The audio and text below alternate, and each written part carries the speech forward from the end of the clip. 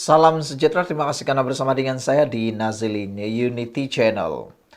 Betulkah Rafizi akan dipecat daripada PKR atau digantung daripada PKR?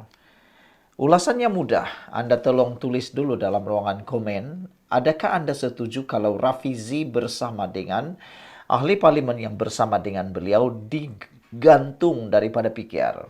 Kalau Anda setuju, tinggalkan dalam ruangan komen. Kalau Anda tak setuju juga, tinggalkan dalam ruangan komen. Apa agak-agaknya kesan yang akan berlaku kalau Rafizi digantung daripada PKR? Tapi ramai juga netizen yang mengatakan bahwa lebih baik hilangkan duri dalam daging daripada biarkan ia menjadi lebih parah dan menjadi barah dalam keadaan yang tidak terkawal.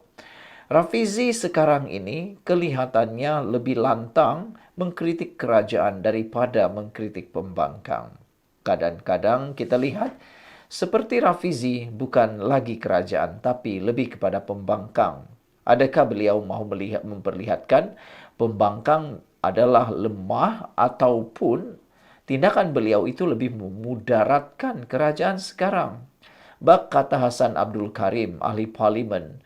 Beliau kata, kalau kerajaan tumbang gara-gara Rafizi, mereka harus bertanggung jawab. Adakah Anda setuju dengan perkara itu?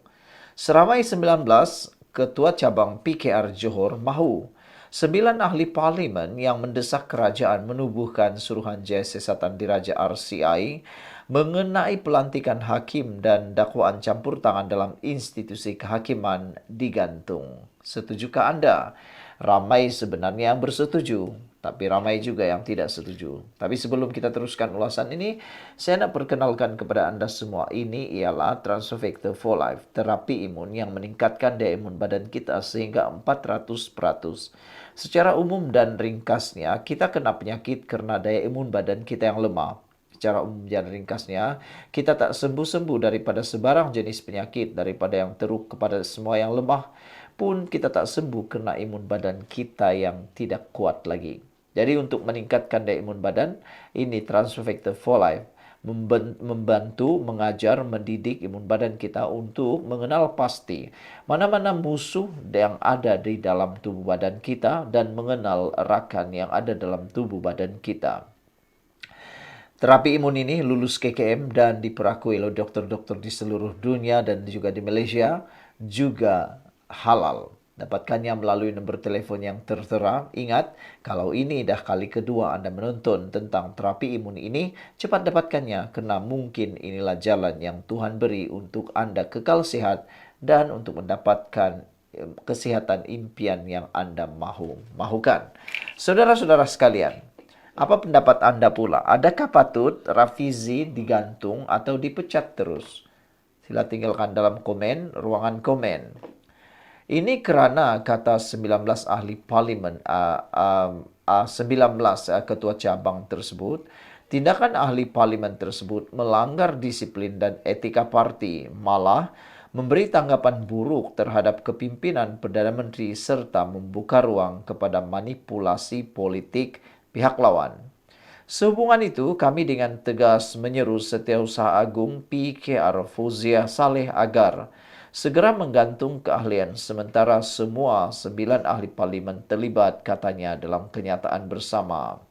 Kenyataan tersebut disokong Ketua Cabang Mersing, Bakri, Pengerang, Seri Gading, Sembrong, Air Hitam, Muar Iskandar Putri, Pasir Gudang, Tebrau, Pontian, Keluang, Parit Sulong, Tanjung Piai, Pagoh, Segamat, Kota Tinggi, Labis dan Pulai. Mereka mendesak Setiausaha Agung PKR Fauziah Saleh memulakan siasatan tata tertib ke atas 9 ahli parlimen tersebut.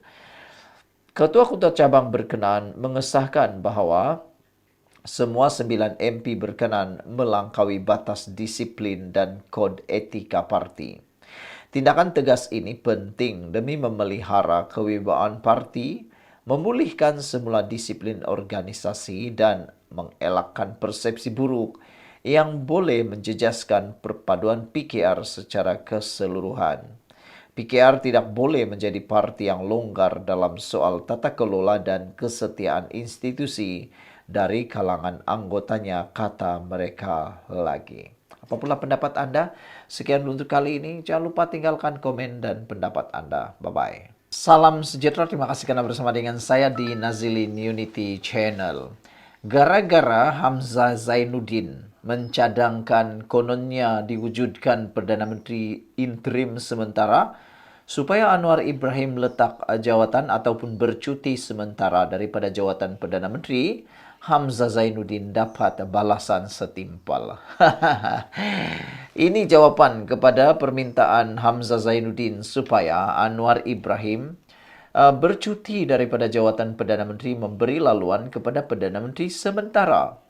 Apa yang Hamzah Zainuddin dapat ialah beliau disekolahkan kau-kau. Apa pula jawapan yang menyekolahkan Hamzah Zainuddin itu? Perdana Menteri interim Azli Yusuf sekolahkan Ketua Pembangkang Hamzah Zainuddin. Ahli Parlimen Shah Alam Azli Yusuf telah menyekolahkan Ketua Pembangkang Datuk Seri Hamzah Zainuddin berkenan peruntukan pelembagaan berhubung pelantikan Perdana Menteri interim. Kerana logik yang digunakannya adalah logik orang gila kuasa. Wow. Ini paling penting sekali. Siapa yang gila kuasa itu? Kita akan teruskan dalam perkara 342 dalam kurungan 2 dalam kurungan E, Perlembagaan Persekutuan. Yang di Pertuan Agong hendaklah melantik Perdana Menteri daripada kalangan ahli Dewan Rakyat yang pada hemat baginda mendapat kepercayaan majoriti ahli Dewan. Perdana Menteri interim hanya dilantik bila jawatan Perdana Menteri kosong. Jadi, apa yang melalutnya Hamzah Zainuddin, tiba-tiba pula ada Perdana Menteri interim.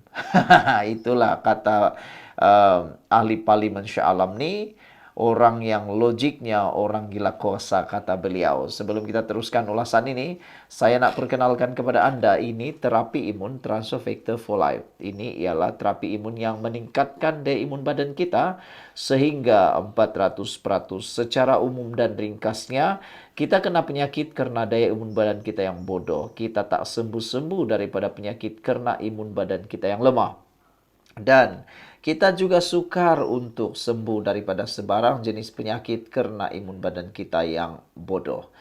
Dan ada juga kerana imun badan kita yang menggila, mengganas dari dalam, kita boleh kena penyakit yang dipanggil autoimun.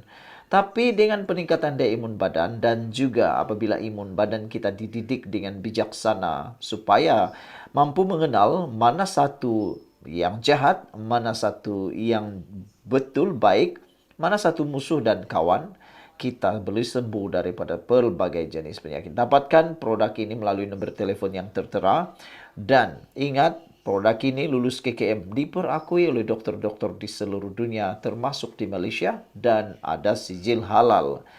Kalau ini kali kedua anda menonton video ini, yang mempunyai produk seperti ini mungkin jalan yang diberikan oleh Tuhan, cahaya untuk anda, dan bukan secara kebetulan.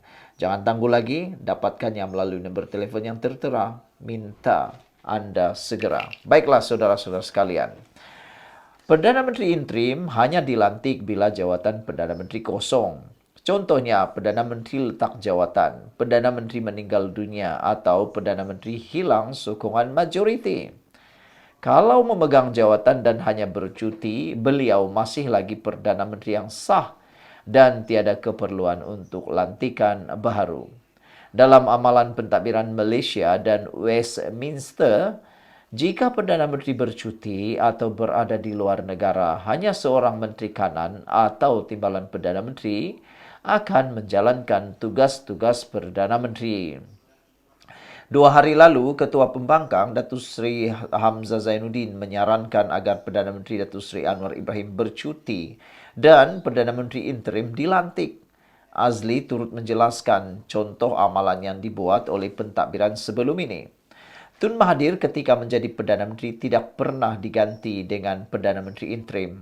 Pada tahun 2020 ketika Mahathir letak jawatan, beliau dilantik sebagai Perdana Menteri interim sementara menunggu Tan Sri Muhyiddin Yassin dilantik sebagai Perdana Menteri. Muhyiddin pula dilantik sebagai Perdana Menteri interim hanya selepas beliau hilang sokongan dan meletak jawatan dalam tahun 2021. Kesimpulannya, tidak ada dalam undang-undang atau amalan negara kita untuk melantik Perdana Menteri interim.